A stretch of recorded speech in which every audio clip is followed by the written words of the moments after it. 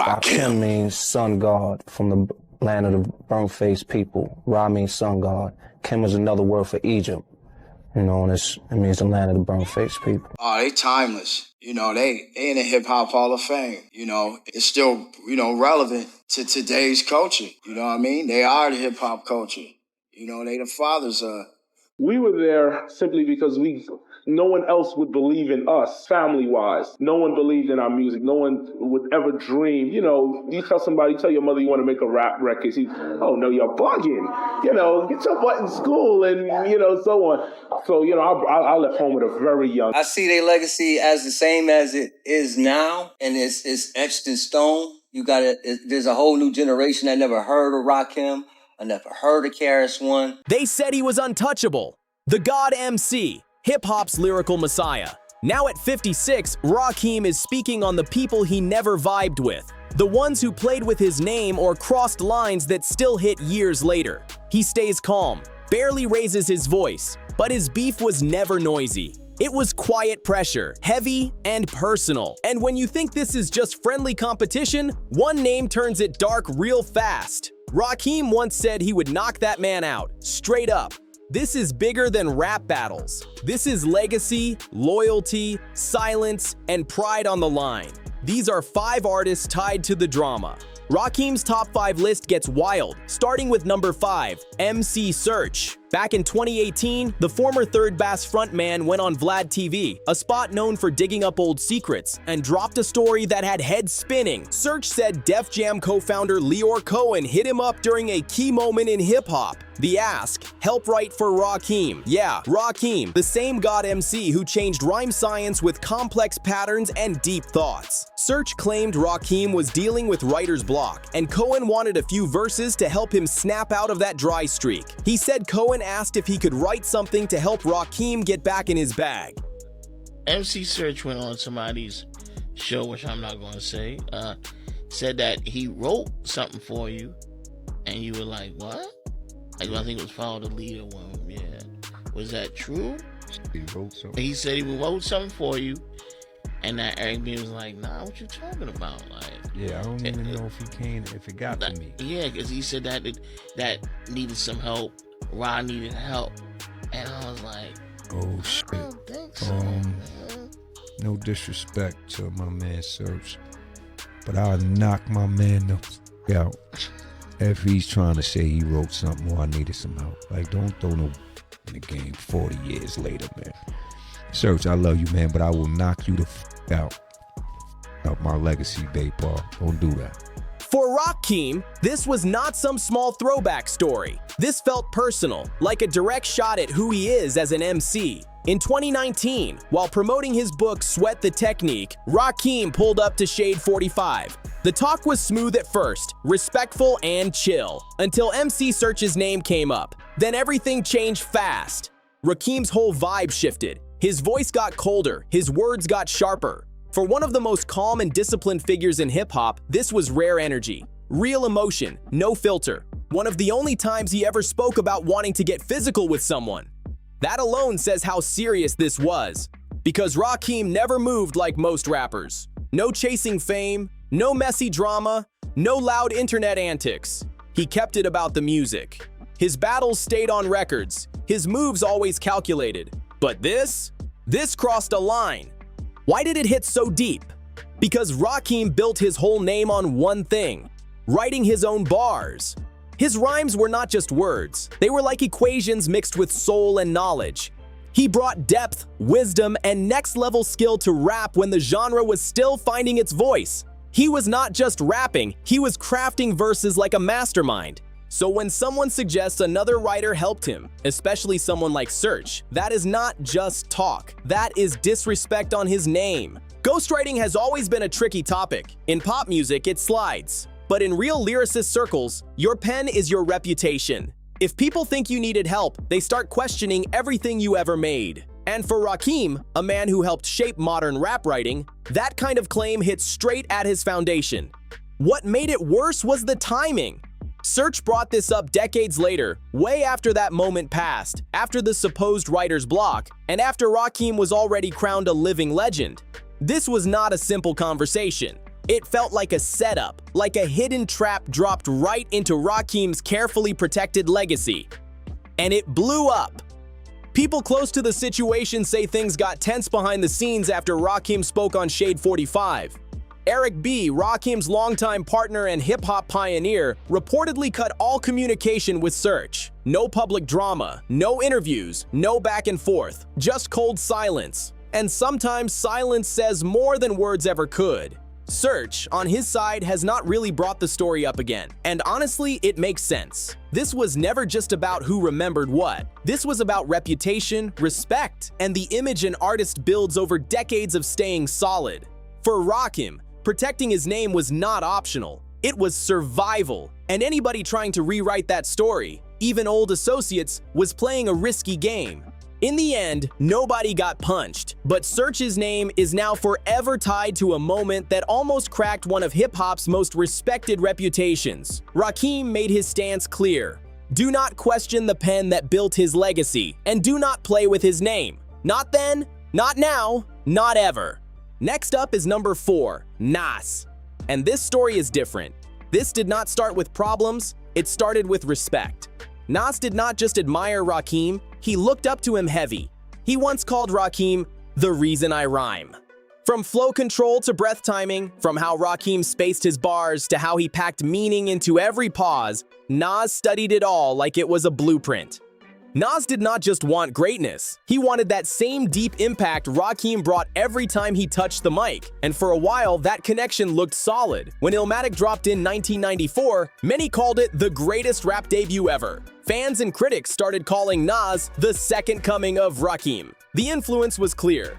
The poetic style, the wisdom in his words, the calm delivery. Even how Nas glided over smooth jazz beats felt like the next chapter of what Rakim started with, paid in full. But sometimes respect can slowly turn into crossing a line. And for Rakim, that moment came in 2004. That was when Nas dropped a track called Unauthorized Biography of Rakim. Dedication to my children, my child. January 28, 1968, born into this world, William Griffin the Great. It was supposed to be a tribute, almost like a lyrical documentary about his idol. But while trying to tell the full story, Nas stepped into personal territory. He mentioned Rakim's real name, and even more serious, he mentioned Rakim's daughter. I'm a conservative person, you know what I mean? I speak about what I feel I need to. And to do a biography about somebody, that's like, you know, putting all their business on wax, you know what I mean?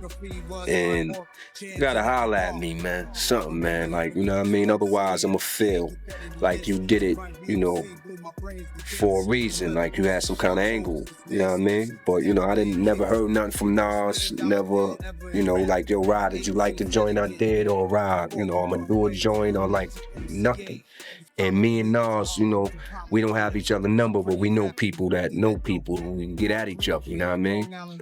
But, you know, I never heard from him since this day, man. So, of course, I feel a little funny because, you know, some of that's, you know, my business, you know, my kids' names and things, you know, certain things that, you know, I didn't speak on. So, yeah, I feel a little funny about that, man. For the God MC, that was not just a small mistake. That was crossing a boundary. Rakim always moved different. In an industry full of noise and attention chasing, he stayed low-key. No public scandals, no wild moments, no oversharing. He let the music talk and protected his family like it was off limits. So when that song dropped, it did not feel like respect to him. It felt like someone opened a private door.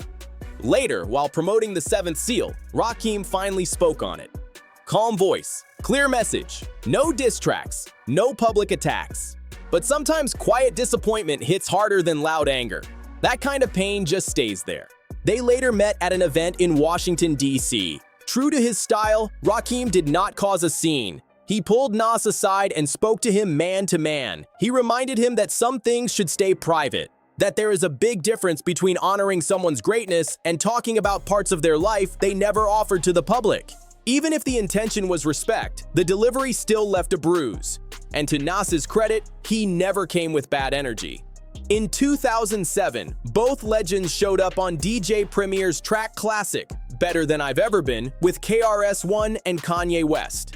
It looked like unity, 4 eras of hip-hop sharing one record. Rakim and Nas standing side by side again.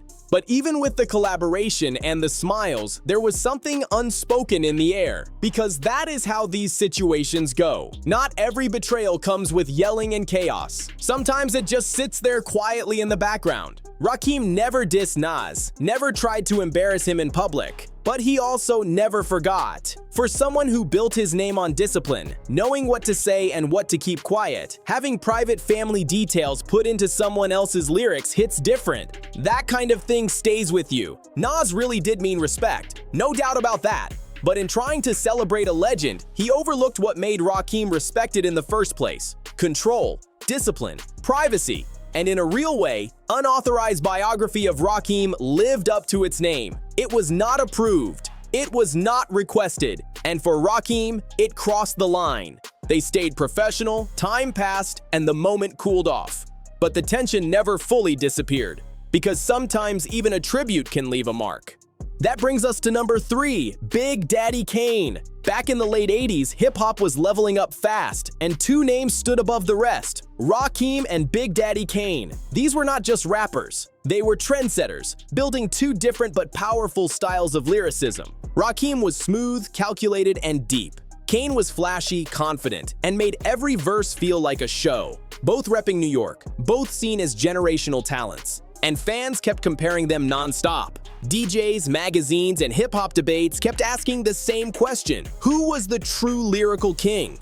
Why didn't you do a versus with Rakim? Look at Shane's face. I mean, that's who they was trying to, make the verses happen with. Right. That's who. No disrespect to KRS. That's who everybody wanted to see for years, for decades. I believe that's what everybody think they wanted to see. Mm-hmm. In my personal opinion, during the pandemic, had me and Rakim battled for verses, it would have been dope. Right. Because, he would have been sitting in the comfort of his living room, I'm sitting in the comfort of my living room, and we just going through songs over IG. Right. You know what I'm saying? I understand. And I think that would have worked out a lot better. Right. It was that kind of pressure that builds quiet tension. Never loud, never direct, but always there. You could hear it in barbershop debates. You could hear it on radio talk. Same question every time: who had the sharper flow? Who had the stronger pen? Rakim or Kane? For years it stayed controlled. No diss tracks, no public battles, just that silent competitive energy. But behind the scenes, things almost turned different when Rakim recorded Let the Rhythm Hit 'Em in 1990. People used to always gas me and Kane. So it got to the point, I think Kane said something. See leaders in our laugh. Went to the studio and did Let the Rhythm Hit 'Em. The whole song was for Kane. So you said his name directly in the original version? I said, ripping your wrath in half. Who gets the last laugh? The wrath of Kane. Kane, Wrath yep, of Kane, yep. that came out. And then he said, I see leaders in our laugh. I said, ripping your wrath in half. Who gets the last laugh? Reduced them. You know what I mean? So I was just, you know what I mean? So that was one of the joints where I was getting mad, and like Kane said, they was gassing me. It was probably gassing him every time I make a song. They tell Kane, "Oh, you talking about?" In a rare interview years later with R.A. the Rugged Man, Rakim confirmed what fans had suspected. Yes, there were subliminal shots at Big Daddy Kane. He admitted, "I ain't gonna say the whole song was for Kane, but it was about 3 or 4 bars I put in there." From most rappers, that might sound small, but from Rakim, that was a loud message. For someone who rarely got involved in rap drama, even a few lines felt major, and Kane caught it quick. According to Rakim, Eric B's brother, Ant Live, played the track for Kane. Kane did not wait around. He called Rakim directly. What happened next was rare for rap rivalries. They actually talked it out. No yelling, no insults, no ego trip. Just 2 elite MCs having a real conversation. Kane respected Rakim too much to let things get messy. Rakim respected Kane enough to pull back. Those lines were removed from the final version, and just like that, the tension cooled off before anything could blow up. Why was Biz so much of a respected MC? And you blatantly wrote his rhymes. But nowadays, if someone was to get help on their pen, they don't look at him like a real MC. When it comes to MCing, you have lyricists and you have party rockers. Mm-hmm. I'm a lyricist. Rakim is a lyricist. Right. KRS, G-Rap, lyricists. Then you got party rockers, Biz, Dougie Fresh, right. Busy B, DJ Hollywood. Their job is to rock the party. Mm-hmm. And when they come, they do their job. Mm-hmm. With us, we're lyricists. Our job is to be lyricists. Someone else writing our shit, then we ain't really lyricists. Right. But that moment still said a lot. It proved the rivalry was real, even if it stayed respectful. Rakim later admitted Kane was one of the few MCs who really pushed him. He said Kane made him write sharper, like he had something to prove. That says everything. They were quiet competition for each other, and even without drama, the pressure was real. Not personal, just purposeful. They showed two different paths to greatness. Rakim's pen felt spiritual. Kane's style felt flashy. Rakim moved like a quiet monk. Kane moved like a showman in the spotlight. And because of that contrast, fans always wanted to see them clash. Years later, when the Versus battles got huge during the pandemic, people thought the moment finally came. Rakim versus Big Daddy Kane. Classic for classic, hit for hit. It felt perfect, like history waiting to happen. But Kane was not feeling it. When asked about it, he answered calmly but clearly, "Me and him standing on a stage together? Nah." It was not disrespect. If anything, it sounded like respect. Kane understood a battle with Rakim would not just be entertainment. That would be a legacy fight, and maybe neither one wanted to risk their legendary status just for a moment of hype. Fans still talk about what could have happened. Could Kane's stage presence have stolen the show? Could Rakim's lyrics have outclassed everything? Nobody knows. What we got instead was something quieter. No drama, no attacks. Just two legends keeping their distance. Two icons who understood their names were bigger than any battle. And maybe that quiet distance was the real sign of respect. Now we are at number 2, KRS-One. If Big Daddy Kane was Rakim's rival in pure lyric skill, KRS-One was his opposite in mindset. This was bigger than rap skills. This was two different visions of what hip-hop should be. And even without diss tracks or public beef, the quiet gap between Rakim and KRS-One became one of the most interesting rivalries of the golden era.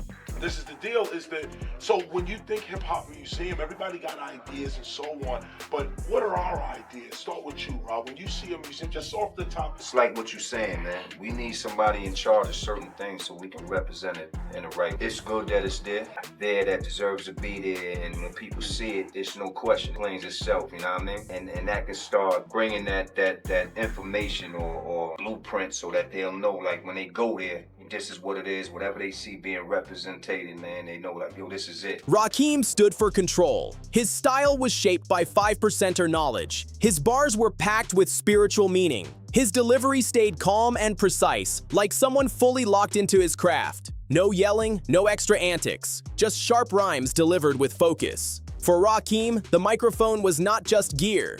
It was something sacred. Where do I see Rakim and KRS-One legacy 50 years from now? I think we will see it the same way, the hip-hop culture, like how we look at James Brown. Like I said, Chuck Berry, all of the greats, Michael Jackson. They like the Michael Jackson, of hip-hop. I think at the time in the 80s, hip-hop was new, and they didn't have the budget to take them to that next level. Because hip-hop was so new, the investment in that genre of music was very low. But now you're seeing kids and they going triple platinum and all this and that and the third because hip-hop is very popular now. As that time, hip-hop was strictly for the urban. Every pause meant something. Every rhyme had purpose. His whole style was about precision. KRS-One was the total opposite energy. Loud, direct, fearless, and ready to challenge anything. His voice came with urgency, like a street teacher trying to wake people up. He never saw himself as just a rapper. He saw himself as a movement. KRS used the mic like a tool for truth, education, and power. While Rakim felt like the voice of inner knowledge, KRS felt like the voice of protest. Their differences were not just about style, they were about philosophy. What makes this story interesting is not what they said, but what they did not say. What are some similarities between Chris and Ra? I think the idea of being black men with knowledge and using your talent to try to speak some degrees of knowledge and thought to your people is something that both of them guys had in common. But the differences between the two artists, I believe Rakim wasn't necessarily more lyrical, but he just had a consistent vein that he stayed in, which influenced a lot of rappers who did become popular much later. Chris tried all different kind of styles. He would throw reggae in his stuff, things of that nature. So I really think that the biggest difference between them is that Chris styled himself as the philosopher, the teacher of hip hop, and Rakim was really just being a smooth lyricist, bro. Even though they came up in the same era and became legends at the same time, they never really worked together. No tours, no major collaborations, barely seen together for years. Their careers moved side by side but never crossed. And for real hip-hop fans, that quiet distance said everything. In a rap world where features and cosigns are like currency, the distance between Rakim and KRS-One stood out heavy. They came from the same era, but barely connected. And as time passed, that gap started to feel deeper, with small signs of tension showing up. In one interview, Rakim was asked about rappers using loud, over-the-top delivery. His answer was simple but sharp. Simply shouting doesn't mean you're saying something. He never said any names, but he did not have to. Fans quickly linked it to KRS-One's powerful, commanding style. Years later, KRS-One made a comment about how some rappers focus more on spirituality than real-world issues. Again, no names said, but fans felt the message. It sounded like a quiet response to Rakim's deep, philosophical style. Neither one called the other out directly, but the energy was there. This was never just about who had better bars. This was about what hip-hop should stand for. KRS-One believed rap should challenge power, teach the streets, and push social change. Rakim believed rap should elevate the mind, expand awareness, and push lyrical creativity to new levels. KRS-One moved like a teacher. Rakim moved like a philosopher, and both believed their way mattered most. That difference, microphone as a megaphone versus microphone as a writing tool, became a quiet battle of ideas inside hip-hop culture. Over the years, both legends have ended up in the same rooms, panel talks, documentaries, hip-hop retrospectives, and publicly, the respect is there. They give each other credit, recognize the impact, and salute each other's greatness. But even then, fans notice the invisible line between them. Their interactions feel formal, respectful, but not personal.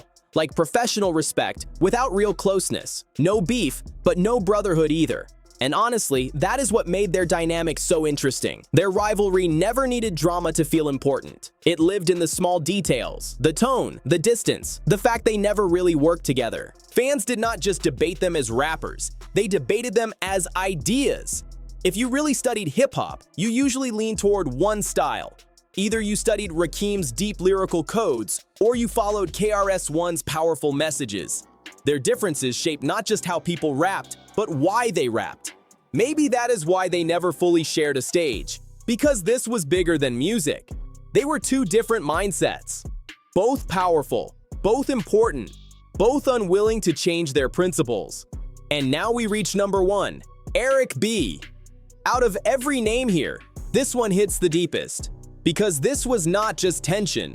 This was a breakup that changed hip-hop history. Eric B and Rakim were not just a duo, they were pioneers. Together, they dropped 4 classic albums that changed how MCs approached lyric writing. From Paid in Full to Let the Rhythm Hit 'Em, they helped move hip-hop from party music into something deeper and more respected. But behind all that success, cracks were forming. Quiet problems that would eventually split one of rap's most important partnerships apart. Rakim was only 17 when Eric B first spotted his talent and helped bring him into the industry. They came from totally different backgrounds. Rakim was the quiet lyric genius, focused and disciplined through 5%er teachings. Eric B was the street-smart DJ, business-focused, well-connected in both music and the streets.